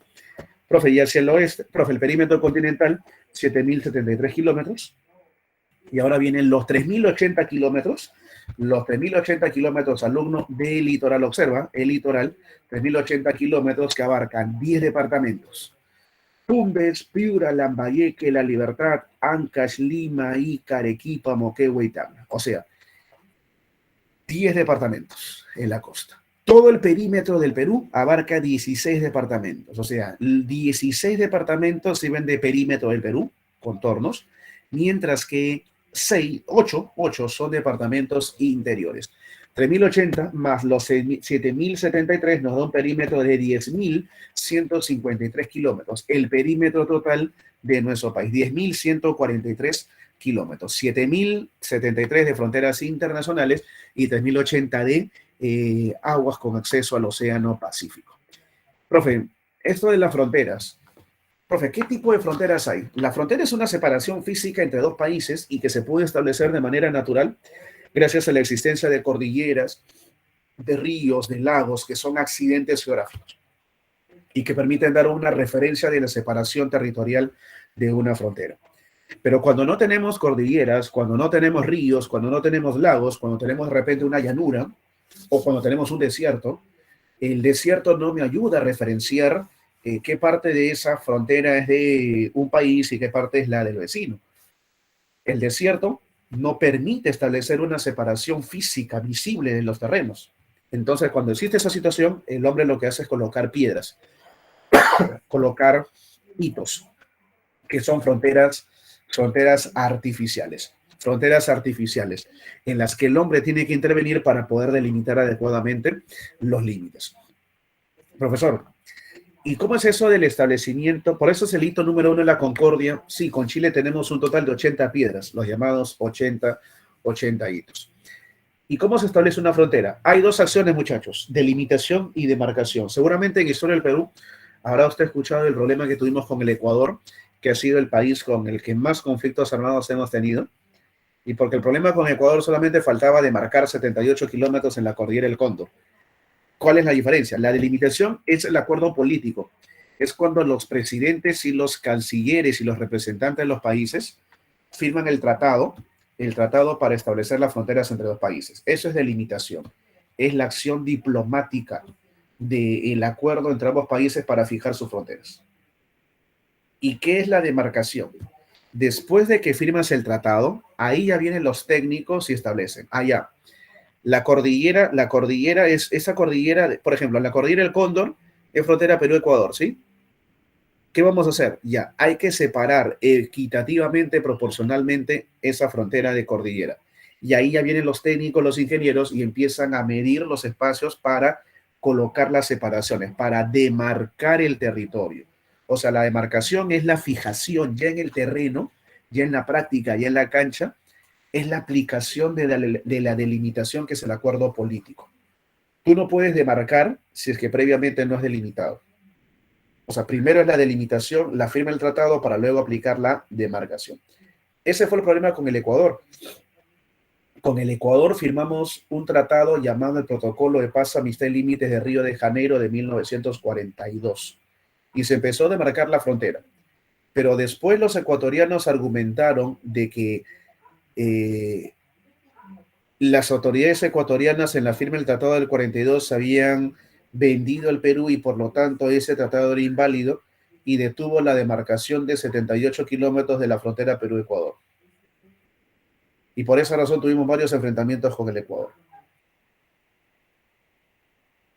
Y en el año 98, el Perú increíblemente acepta firmar una hoja, una especie de adenda, una hoja adicional al protocolo de Río de Janeiro para darle libre navegación a los afluentes norteños del río Amazonas a los ecuatorianos. Algo que no estaba en el acuerdo original del protocolo de Río de Janeiro, solamente para demarcar 78 kilómetros de frontera.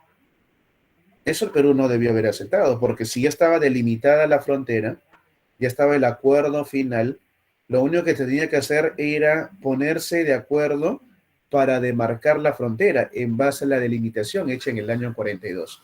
Si el Ecuador decía que sus autoridades habían vendido a los peruanos, ese es problema de ellos, porque ellos fueron los que designaron a esas autoridades. ¿O acaso tú crees que Chile va a hacerle caso a Perú? Y si le decimos a Chile, ¿sabes qué? El acuerdo del año de 1883, el Tratado de Ancón, después de la Guerra del Pacífico, fue un tratado abusivo porque me obligaste a firmar el tratado cuando yo estaba devastado como país. En absoluto. Ya el acuerdo está establecido, ya está esa delimitación. Y por lo tanto, si ya hay un acuerdo de delimitación, Perú no debió haber accedido a una nueva adicional delimitación para que Ecuador salga con su gusto y poder luego ganar salida afluentes norteños que no estaban contemplados en el acuerdo original del año de 1942. La delimitación entonces es la acción política y la demarcación es la aplicación técnica de la separación de las fronteras, la aplicación de la delimitación en el terreno. Profe, hemos perdido tierras un montón. Mira, casi 450.000 kilómetros cuadrados con Brasil, ¿no? Sin guerras, ¿eh? Más o menos Loreto y Ucayali juntos hemos perdido con Brasil. Ecuador, 161.000 kilómetros cuadrados de área. Con Colombia, 27.000 kilómetros cuadrados de área. Bolivia, 91.000 kilómetros cuadrados de área. Y con Chile, 65.000 kilómetros cuadrados, que es el país que menos tierra nos ha quitado. O sea, profesor, con Brasil, que nunca hemos tenido guerra, hemos perdido tierra, sí, por libre determinación de los pueblos. Si el Perú, más de 700.000 kilómetros cuadrados de tierra que hemos perdido. Si no, estaríamos probablemente estaremos entre el puesto 11, 12 a nivel mundial en superficie, ¿no? Tendríamos más de 2 millones de kilómetros cuadrados de área. Tendríamos incluso, mira, tendríamos hemisferio norte y sur, ¿no? Esta parte estaría en invierno y esa zona celeste y roja que hoy está en manos de Colombia y Ecuador estaría en el hemisferio norte en verano. Tendríamos dos zonas horarias diferentes, ¿no? Esa parte al oeste, esa parte alumnos del color el color medio naranja y esa zona verde que está Brasil y Bolivia, probablemente, muchachos, esos lugares tendrían una hora más de adelanto, ¿no? Tendríamos dos zonas horarias oficiales, ¿no? 9:35 y esas zonas del este y del oriente que están ahora en manos de Brasil y Bolivia serían las 10:35 de la mañana, dos zonas horarias oficiales. Profe, hemos firmado tratados, claro, con nuestros 5 países. El tratado, bueno, con Brasil se firman dos tratados, la Convención Fluvial de 1851 y el Tratado de Velar de Río Branco de 1909. ¿Quién era presidente del Perú en el año de 1851? El señor Rufino Echenique. Y en el año 1909, el primer gobierno de Leguía. ¿Qué accidentes geográficos tenemos en la frontera con Brasil? El río Yavarí, el río Breu, el río Acre, el río Santa Rosa, el río Yurú, el río Purús, el río Yaberija, frontera con Brasil. La frontera con Bolivia se firma alumnos en 1902, el primer tratado Osma Villazón con Eduardo López de Romaña, y en el año 1909 el tratado Polo Bustamante con otra vez Leguía. ¿Qué accidentes geográficos tenemos en la frontera entre Perú y Bolivia? 2.822 kilómetros con Brasil, 3 departamentos. Con Brasil tenemos a Loreto, Ucayali y Madre de Dios. Con Bolivia son 1.047 kilómetros, 3 departamentos, Madre de Dios, Puno y Tacna. Accidentes geográficos, con los bolivianos tenemos a la cordillera más oriental, la de Palomani, a los lagos Suches y Titicaca, y a ríos como el Colorado, el Lanza, el río Jit, el río Suche y el río Desaguadero. Con Colombia, alumnos, tenemos el tratado Salomón Lozano, un tratado que fue un escándalo en su momento por las cesiones territoriales que le dimos a los colombianos como el trapecio amazónico y darle la zona de Caquetá para que Colombia salga al río Amazonas, porque antes Colombia no salía al río Amazonas. Profesor, y con los colombianos se firma el tratado, reitero, Salomón Lozano de 1922 durante el oncenio, la Patria Nueva, el segundo gobierno de Leguía. Profesor, ¿qué departamentos tenemos en la frontera con los colombianos? Solamente a Loreto, solamente a Loreto. Y esa frontera, alumnos, con Colombia va a presentar, escucha, va a presentar al río Putumayo, al río Huepí, correcto, y al río Amazonas, fronterizo con Colombia. Es la frontera natural más larga. Prácticamente toda la frontera con Colombia es puro río, es una frontera fluvial. Con Ecuador se firma el protocolo de paz, amistad y límites de Río de Janeiro en el año 42 con el señor Manuel Prado Ugarteche y en el año 98 el acta de Brasilia con Fujimori. Ese tratado establece 5 departamentos frontera, Tumbes, Piura, Cajamarca, Amazonas y Loreto en los 1.529 kilómetros de extensión fronteriza. Accidentes geográficos como la cordillera del Cóndor, la cordillera de Campanquis, la cordillera de Huancabamba, ríos como el Tumbes, Sarumilla, el Chira, el río Santiago, Morona, Pastaza y la laguna Lagartococha. Profesor, una pregunta, está Fujimori, en la firma del año 98, firma con el Ecuador. Y, profe, hacia el sur, la frontera más corta, 169 kilómetros de longitud fronteriza con los chilenos. Solamente hay un departamento frontera que es Tacna, y acá se firman 2 tratados. El de Ancón, el tratado abusivo, en el que nos obligaron a pagarle la guerra del Pacífico a los chilenos, dándole para siempre Tarapacá a Chile. Y por 10 años, profesor, por 10 años, alumnos, los chilenos se quedarían con Tacna y Arica. Y después de esos 10 años, habría un plebiscito para que la gente decida a quién querían pertenecer. Ese acuerdo de Ancón se dio con el gobierno de Miguel Iglesias. En 1929 no había habido ningún plebiscito, ¿no? Porque los chilenos estaban expulsando a los peruanos y hostigándolos en Arica y en Tacna, su chilenización. Eso, y entonces, ¿qué se hizo? Por la resistencia de Tacna, en el año 1929, deciden prescindir del plebiscito, la consulta popular, y ambos países deciden. Chile se queda con Arica y Tacna regresa alumnos a la soberanía nacional. Tacna alumnos regresa a la soberanía de nuestro país. La reincorporación de Tacna se da en el Tratado Complementario de Lima, llamado también Radagamio Figueroa Larraín de 1929, durante el gobierno de Augusto B. Leguía, su famoso onceno. Perú, profesor, entonces es un país extenso, pero que pudo haber, fue alumnos mucho más extenso. Hemos perdido más de 700.000 kilómetros cuadrados de territorio en nuestros algo más de 2 siglos de historia republicana. Pero igual seguimos siendo un país extenso, por eso que se hace una división territorial, una división política en distritos, en provincias, en departamentos y en regiones políticas. Ahí quiero que por favor recuerde algo. Durante mucho tiempo el Perú siempre ha tenido un proceso de concentración del poder, una concentración excesiva del poder, principalmente en la capital. Eso se llamó el modelo centralista, el centralismo. ¿Qué es lo que queremos hacer? Lo contrario, descentralizar el poder. Y ahí sale el proceso de descentralización. ¿Qué es la descentralización? Escucha, es el proceso es un proceso democrático, gradual, irreversible, proceso democrático, gradual, irreversible y permanente de transferencia de competencias y de funciones desde el gobierno central hacia los diferentes niveles de gobierno. Profe, ¿cuáles son los niveles de gobierno? Aparte del gobierno central, que es el presidente de la República, están los gobiernos regionales y están los gobiernos locales. Los gobiernos regionales, que recaen en los gobernadores regionales, y los gobiernos locales, que recaen en los alcaldes provinciales y en los alcaldes distritales. Esa división, profesor, ¿cómo se logró en el Perú? Gracias a la creación de unidades geoeconómicas sostenibles con plena autonomía en materia, reitero, económica, política, administrativa, de recursos humanos, llamado la región. La región entonces es un territorio autónomo donde la población elige a sus autoridades.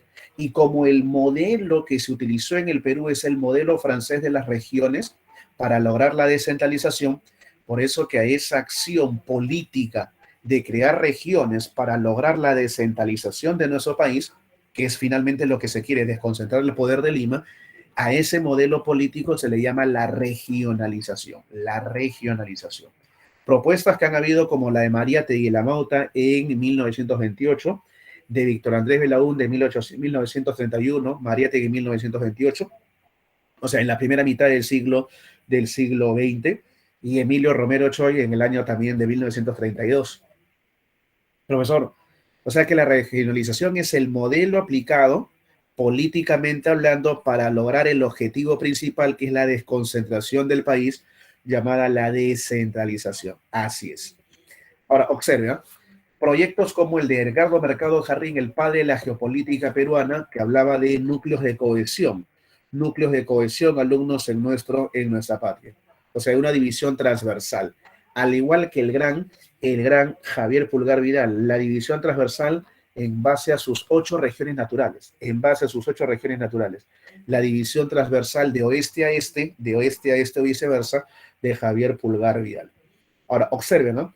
¿Qué modelos, profesor, de regionalización ahora sí se han llevado a cabo políticamente, no en propuestas? El primer modelo de regionalización es del señor que tienes en pantalla.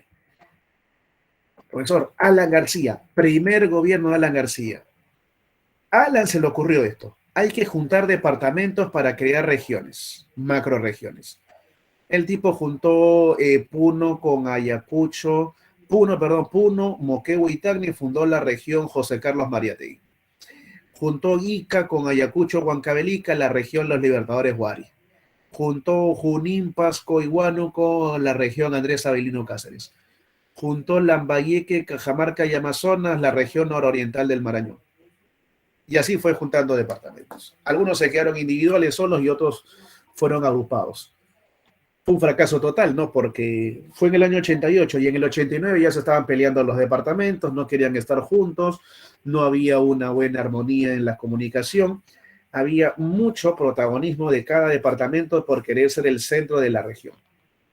Y por eso, alumnos, antes que se dieran las elecciones, ya estaba condenado al fracaso ese modelo de regionalización de Alan García. Cuando Alan sale, se supone que el siguiente presidente debería convocar a elecciones para para tener las autoridades que se llamarían presidentes regionales en ese entonces. Nunca lo hizo. Nunca hizo elecciones el señor Fujimori. Fujimori muy astutamente se percató de que la regionalización de Alan estaba mal hecha, cosa que era cierta. Entonces él dijo, si nosotros hacemos elecciones ahorita, los departamentos se van a pelear y se van a separar las regiones y lo que va a traer como resultado es de que volvamos a hacer nuevas elecciones, nuevo organigrama de la descentralización, porque el Perú no está preparado para que los departamentos se junten. Entonces propuso esto. Hay que preparar a los departamentos para que acepten integrarse. Y por eso es un trabajo que lo va a hacer los consejos transitorios de administración regional, llamados CETARES. Esas CETARES, alumnos, esas CETARES se crean en el año 2000, en el año 1992 y reemplazan a los que serían los futuros gobiernos regionales. Hasta ahí todo bien la idea, ¿no? Sí, hay que preparar a los departamentos. Y era transitorio, decía Fujimori, no más de 2 años y ya deben estar preparados los departamentos. Ya. El detalle de que las autoridades de las CETARES que iban a manejar los departamentos no eran elegidos por votación, como iba a ser la regionalización, sino iban a ser elegidos por Fujimori. O sea, personal de confianza de él. O personal afín al gobierno. Profe, y entonces, cuando hace eso Fujimori, ya tenía, ya tenía el autogolpe en el 5 de abril del 92, ya había cambiado el Congreso y ahora también manejaba los departamentos. Eso, alumnos, hizo que Fujimori manejara absolutamente todo el territorio peruano. Profe, y se supone que en el 94-95 debía convocar a nuevas elecciones. Nada que ver. Fujimori siguió prolongando eso, diciendo que no estábamos preparados. Y así nos pasamos sus 2 gobiernos y un tercero fallido de meses. Se fue Fujimori, renuncia por fax, viene Paniagua, y que estuvo un corto tiempo, y luego entra Toledo, y a Toledo le exige pues de que vaya a crear las regiones, ¿no? De que vaya ahora sí a descentralizar el Perú, que ya se deje pues de cosas y que no estamos preparados. Entonces Toledo toma la decisión simple, ¿no? No vamos a juntar a los departamentos, no hay que juntarlos. Lo que tenemos que hacer es que cada departamento se convierta en una región. Eso venía en examen de admisión, muchachos. Las áreas departamentales sirvieron para crear las actuales regiones. Profe, o sea, departamento Loreto, región Loreto. Departamento Madre de Dios, región Madre de Dios, capital Puerto Maldonado. Profe, ¿y cuántas regiones se crearon? ¿24? No, 25.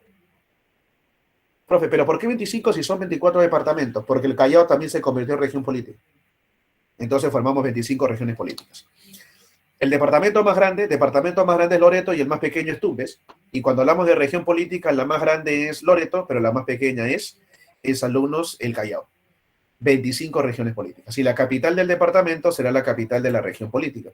Se dieron leyes, ¿no? La ley de base de la descentralización, la ley alumnos 27.000, la ley alumnos 27.783, esa ley de base de la descentralización, alumnos, establece la 27783, establece todos los parámetros de la descentralización en el Perú, que fue en julio del año 2002.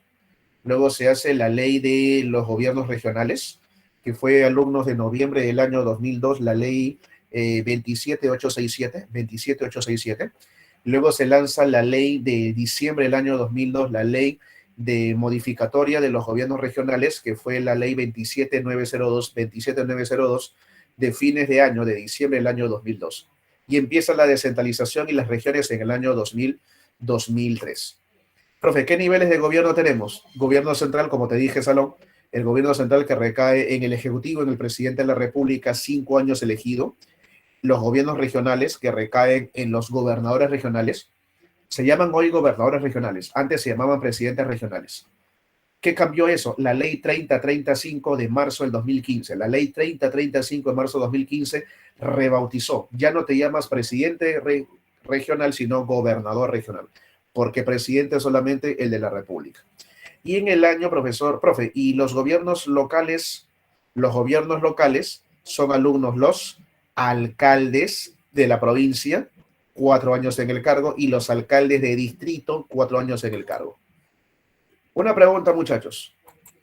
El gobierno central, el gobierno regional, el gobierno local provincial y el gobierno local distrital, ¿se pueden reelegir inmediatamente, sí o no? Los presidentes de la República, los gobernadores regionales, los alcaldes de provincia y los alcaldes de distrito alumnos, ¿se pueden reelegir inmediatamente? ¿Sí o no? Excelente. No, no se pueden reelegir inmediatamente. La ley 3035 del año 2015 en el Congreso de la República prohibió la reelección de los gobernadores regionales y los alcaldes de provincia y los alcaldes de distritos por todos los problemas de corrupción que habían existido. Profesor, y los gobiernos centrales alumno, el gobierno central del presidente de la República tampoco es reelegible inmediatamente. Profe, ¿qué requisitos necesitamos para la descentralización?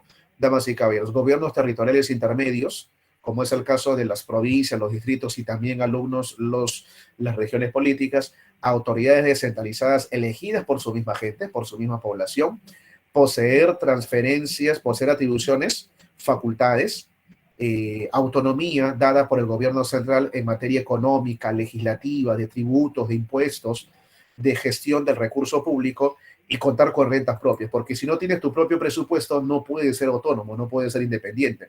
Beneficios como una mejor organización territorial, una mejor distribución de la población, una estabilidad económica, social, política. Evitamos así procesos migratorios porque le damos la posibilidad de que los gobiernos regionales trabajen en pro de la mejora en la calidad de vida de su gente, mejor distribución de la riqueza económica, por ejemplo, los llamados canon.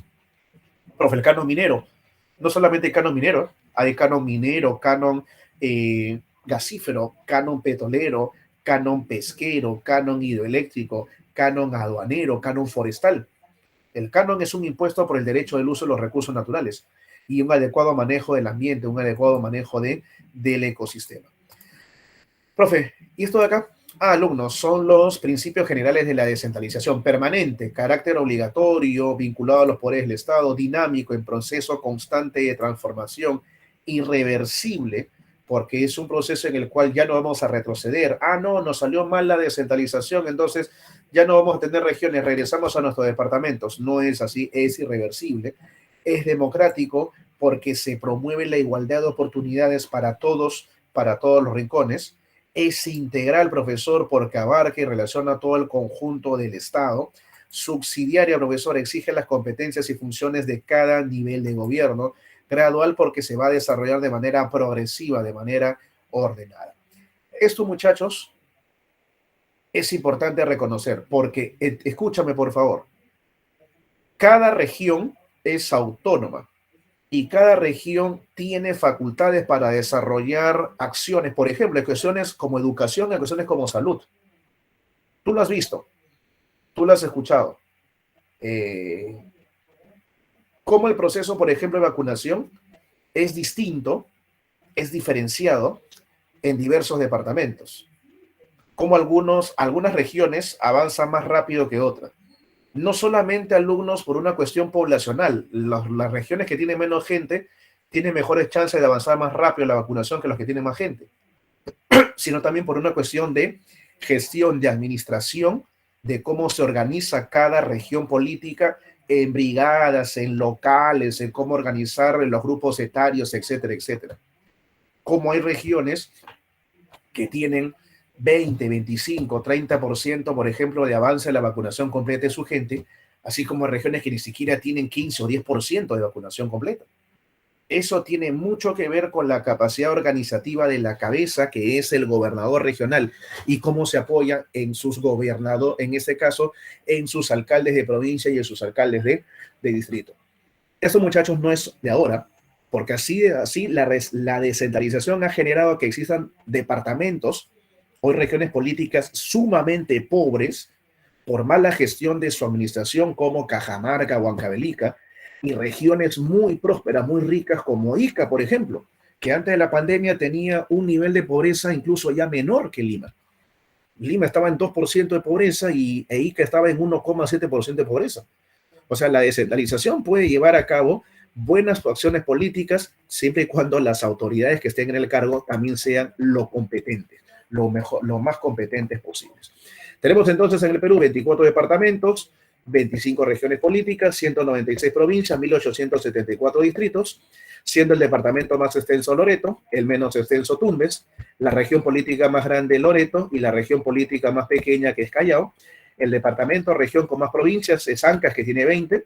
Los primeros departamentos en fundarse en 1821, Salón, fueron Ancash y Junín. Ancash y Junín. El último departamento en crearse, Ucayali, en 1980. También, profesor, acá está la provincia de Lima Metropolitana. No le pertenece a ninguna región, ¿eh? La provincia de Lima Metropolitana es autónoma. Es una provincia autónoma, pero que tiene funcionamiento de gobierno regional. O sea, tiene una estructura de gobierno local con un alcalde provincial que es Jorge Muñoz, pero por ser la capital tiene recursos propios y tiene autonomía de toma de decisiones. O sea, tiene la misma facultad que una región política. Pero le dices a la máxima autoridad, le dices alcalde, no le dices gobernador regional, que es Jorge Muñoz, reitero. Profe, pero entonces no hay región Lima. Sí hay región Lima. La región Lima son todas las demás provincias del departamento de Lima. Canta, Ollón, Guarochirí, Barranca, Yauyos, Cañete. Seguramente tú lo habrás visto cuando hubo esto de las cuarentenas, salían el gobierno de Sagasti y empezaron a colocarlo por provincias, ¿no? Y tú veías que decían, alerta extrema, no pueden salir a partir de toque de queda 9, 10 de la noche en Lima Metropolitana. Pero al costadito decía, pero la región Lima no tiene alerta extrema, sino tiene alerta muy alta. ¿Verdad, profe? ¿Y por qué razón los separaban? Porque una cosa es la región Lima, que es la provincia de Lima, y una cosa es la provincia de Lima Metropolitana, que es nuestra ciudad, y otra cosa es la región Lima, que es alumnos un gobierno regional separado, aparte, cuya capital es la ciudad de Huacho, que son las demás 9 provincias del departamento de Lima. Es algo así como Estados Unidos, que tiene sus 50 estados, y la capital de Estados Unidos es Washington, D.C., que es una ciudad que funciona como estado, es un distrito que funciona como estado, el Distrito de Columbia, o México, que tiene 32 estados y que tiene una ciudad capital, Ciudad de México, que es autónoma. Antes se llamaba el Distrito Federal, ¿no? Ahora es Ciudad de México, que es autónoma, independiente. Igual es Perú, 25 regiones y una provincia autónoma que es Lima Metropolitana. Por eso algunos libros he visto que equivocadamente señalan 26 regiones. No, porque técnicamente oficialmente Lima Metropolitana no es una región, sino es una provincia autónoma. Y a la autoridad, que es Muñoz, no le dices gobernador, sino alcalde provincial. Y también está el Callao, ¿no? El Callao sí es, muchachos, una región política conformada por una provincia y siete distritos.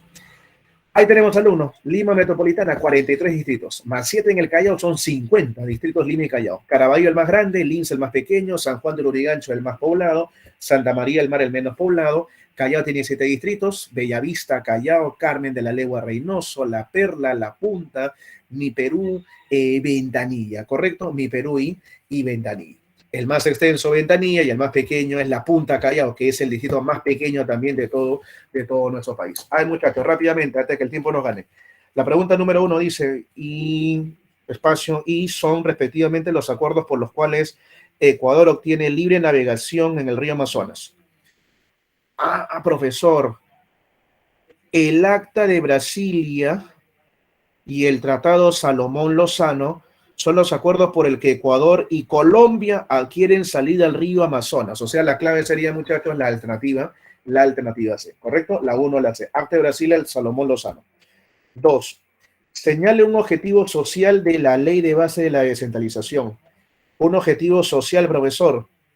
Profe, la A, participación y fiscalización de los ciudadanos en la gestión de asuntos públicos de cada región. No, eso es un objetivo político. La A es político. Profe, la redistribución equitativa de los recursos. No, esa es una función, ese es un objetivo económico.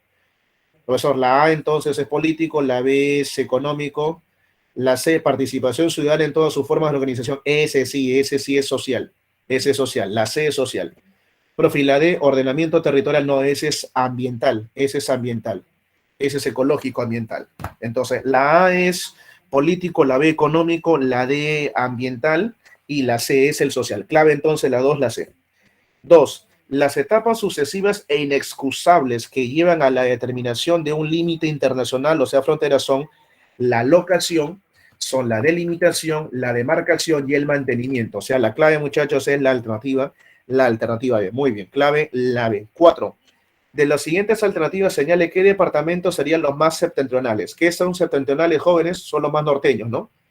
Los más norteños, ¿cuál serían?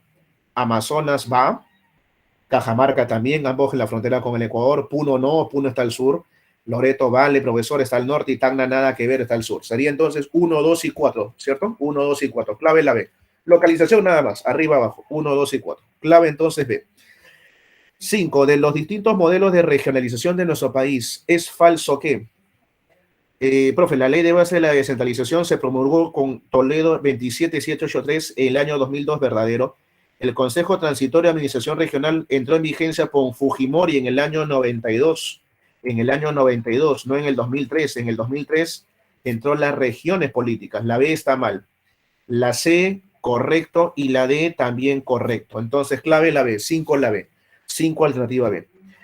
6. Con el Acta de Brasil y alumnos, ¿te acuerdas del 98? ¿Qué le dimos a Ecuador? Libre navegación por el río Amazonas y sus afluentes septentrionales, sus afluentes norteños. Clave entonces la letra C. Clave la letra C. Vamos con la número 7. La Constitución Política del Perú señala que el Perú es una república democrática porque tenemos representantes que están en el poder, o sea, es un gobierno representativo.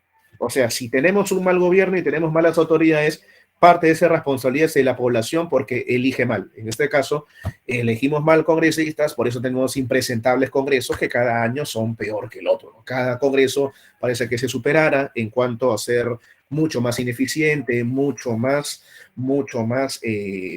totalmente nefasto, ¿no? Profe, la número 8, una pregunta de ECO, dice la ley de 27867 de noviembre del año 2002, es la ley en la que se va a establece alumnos, la ley 27862 de noviembre, la presente ley orgánica, profe, la ley 27867 emitida por el Congreso en noviembre del 2002, la presente ley orgánica establece la norma y estructura de organización y competencias y funciones de los gobiernos regionales. Define la organización democrática, descentralización y desconcentración del gobierno regional conforme a la Constitución y a las leyes de base de la descentralización. La misión de los gobiernos regionales es organizar, conducir la gestión pública regional de acuerdo con sus competencias exclusivas, compartidas y delegadas en el marco de las políticas nacionales y sectoriales para contribuir al desarrollo integral de la región. De acuerdo a la ley, el texto es la ley alumnos orgánica, la ley orgánica de los gobiernos regionales. La ley 27867 es la ley orgánica de los gobiernos regionales, por si acaso. Acá parece que acá hay un error. La ley orgánica de los gobiernos regionales. La ley 27867 de noviembre del año 2002. Pero como la regionalización de Toledo fue tan apresurada, hicieron mal esa organización y no sabían qué hacer con Lima Metropolitana, y por esa razón de que en el mismo año 2002, establecieron la ley de modificatoria de los gobiernos regionales, pero que se dio ya, es la ley de 27902 de diciembre del año 2002. O sea, en menos de medio año hicieron 3 leyes para tratar de ajustar al máximo la regionalización. Clave entonces a la número 8, muchachos, clave la C. La número 9, forma la estructura de orgánica en los gobiernos regionales.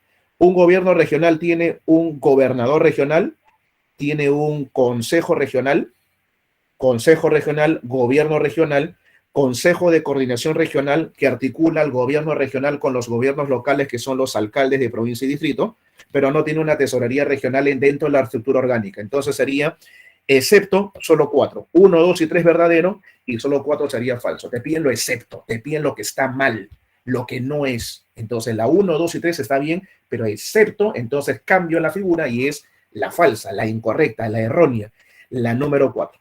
Letra C. Y la 10, verdadero o falso. ¿El Consejo Regional tiene un mínimo de 7 integrantes y un máximo de 25 miembros? Sí. ¿Por qué, profe? Porque si tienes menos población, tienes menos consejeros regionales 7, como Madre de Dios, y si tienes más población, más consejeros regionales como el departamento, como la región Piura, la región La Libertad, que son las más pobladas. La 1, verdadero. La 2, el gobernador regional es el órgano fiscalizador. No, muchachos, el órgano fiscalizador es el Consejo Regional. Son como los congresistas, pero en este caso en el gobierno regional. La 2, falso. La 3, verdadero. La 3 es verdadero. Y la número 4 es falso. Pues Fujimori jamás. Fujimori no quería la descentralización, no quería nada que ver con las regiones. Eso es falso. Clave entonces, verdadero o falso, la letra C. Listo, muchachos. Muchas gracias por la atención prestada. Cuídense mucho y nos estamos viendo en la próxima sesión. Buen fin de semana para todos. Semestral San Marcos, aula 116. Que les siga yendo bien en su semana de aprendizaje. Cuídense todos. Gracias, Luis. Nos vemos en la próxima sesión. Buen día con todos. Buen día.